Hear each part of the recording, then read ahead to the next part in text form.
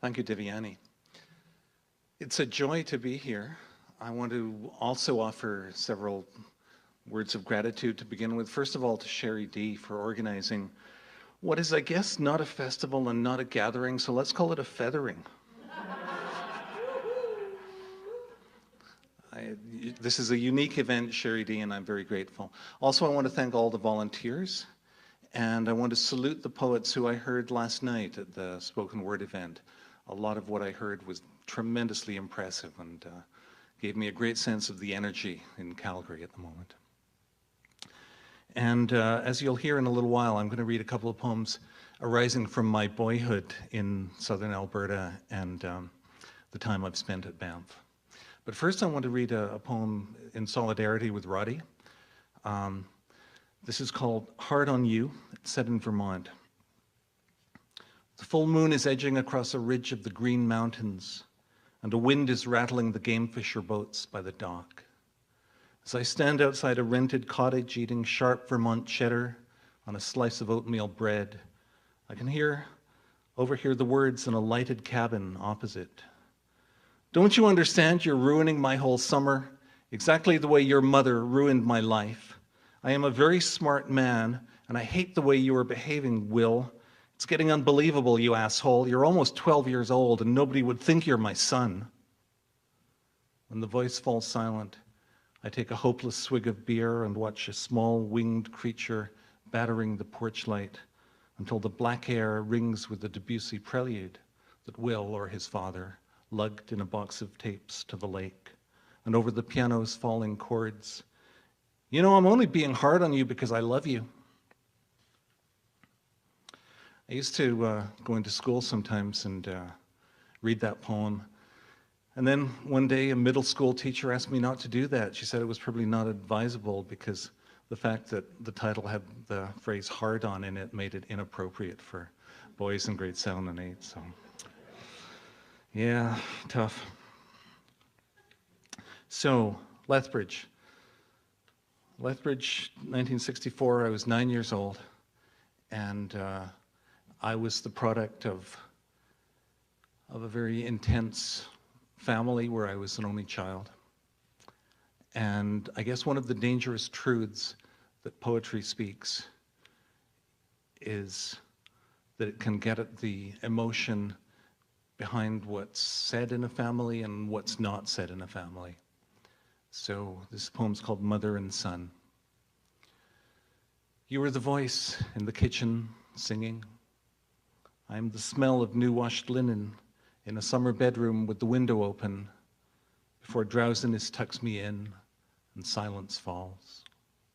You were the ladies' book club member.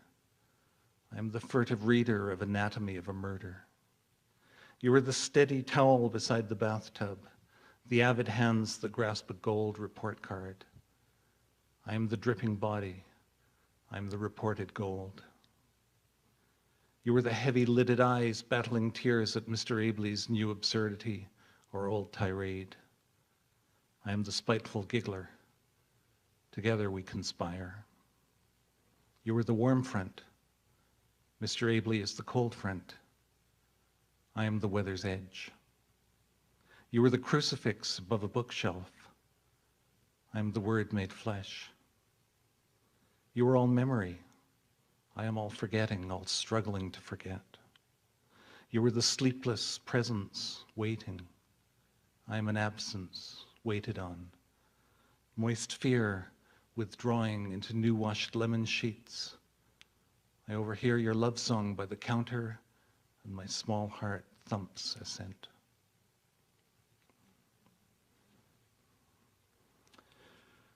One of the languages that used to be spoken, maybe not in Calgary, I'm not quite sure, but certainly in the area we now call Banff, good Scottish name, was Knaxa, otherwise known as Kootenay.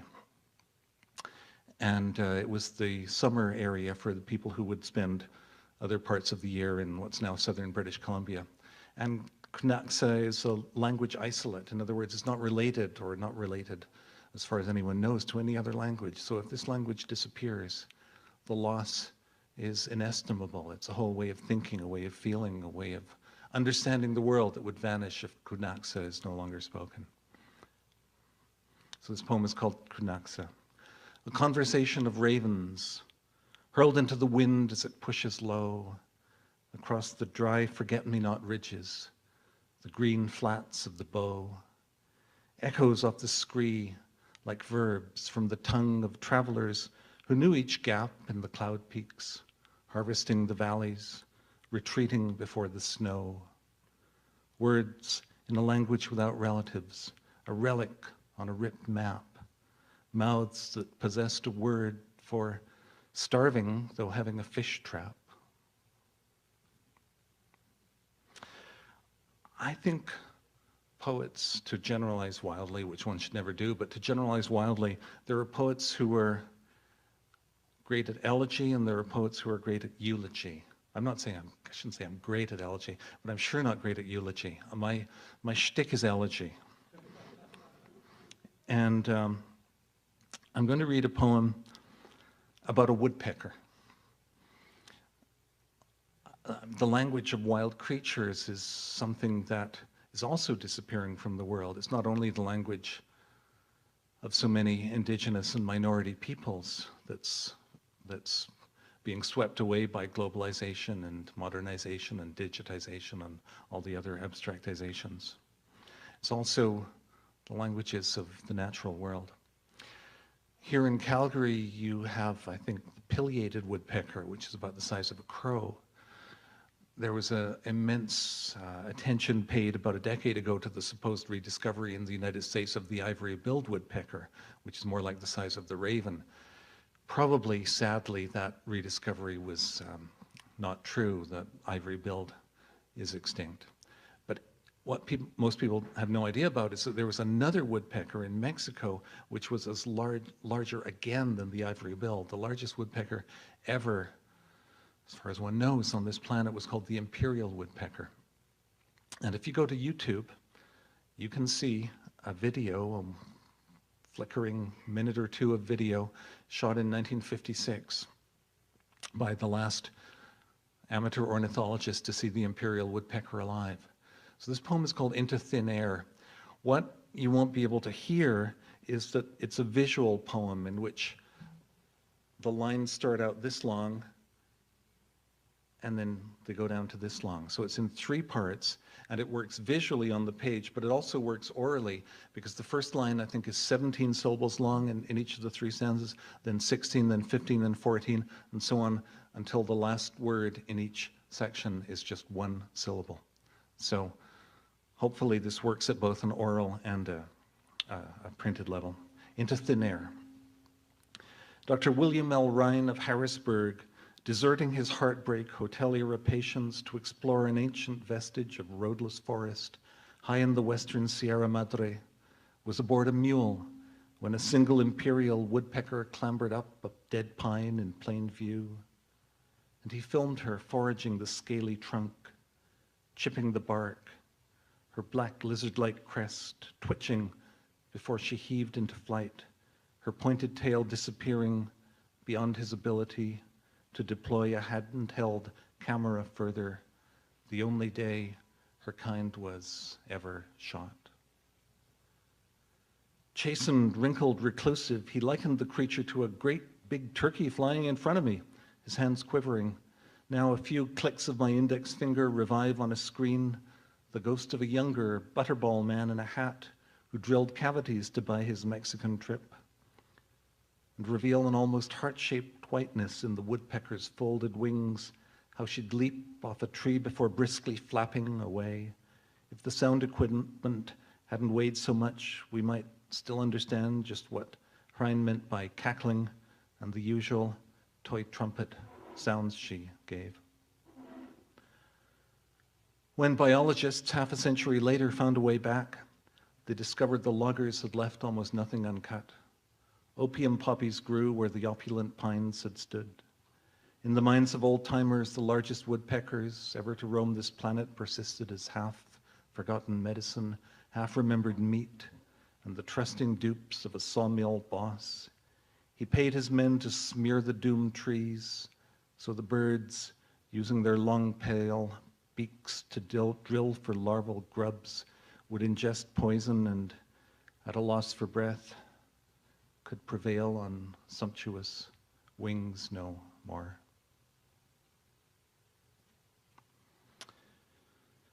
Right. Another elegy, I'm afraid.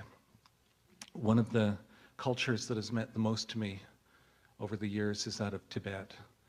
And the Tibetan culture has been, as it were, hollowed out by the invasion of Chinese troops in the 1950s, and then the gradual process of China completely taking over the culture of that country since then. So this is a poem in 3 parts, and it's going to contain a surprise or two for you, but I'm not going to explain the surprise just yet. I'm just going to read this.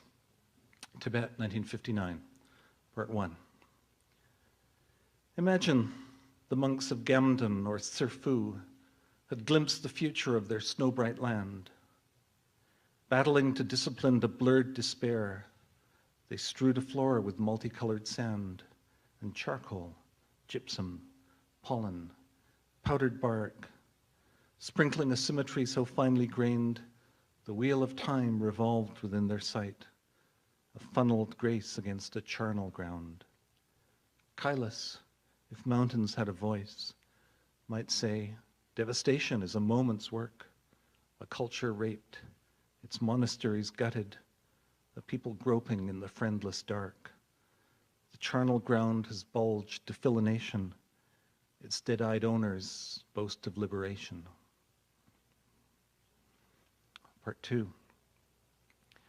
Imagine the Serfu had glit the future of snow, battle, the bark, the sight, it's the charnel ground.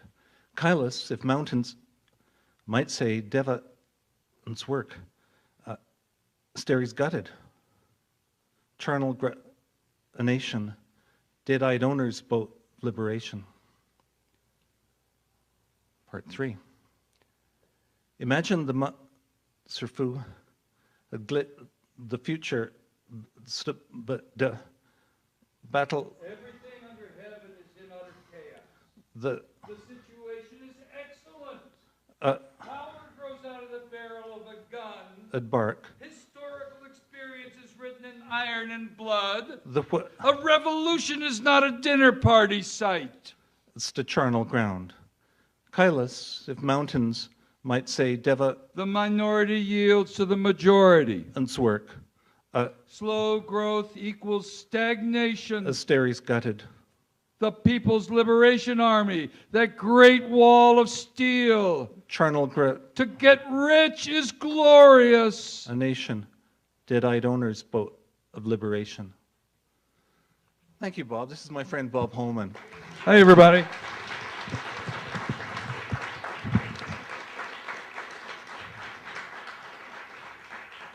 The italicized parts in part 3, the parts that Bob read, in the first 8 lines were from Chairman Mao Zedong, and in the last 6 lines were from Deng Xiaoping. So what the poem does is to put the Chinese occupants inside the shell of the Tibetan poem. Je vais maintenant demander à Madame Josephine Bacon de venir aussi ici. Josephine Bacon is an Innu poet whom you're also going to hear from this evening. And Bob and Josephine and I are going to try and do something which we have not rehearsed at all. So you are hearing this for the first time. This is possibly going to be a disaster, I don't know, but we will do our best to make it not a disaster. I spent after I'd moved on from Lethbridge, I moved to Saskatoon. I went to high school and university in Saskatoon. And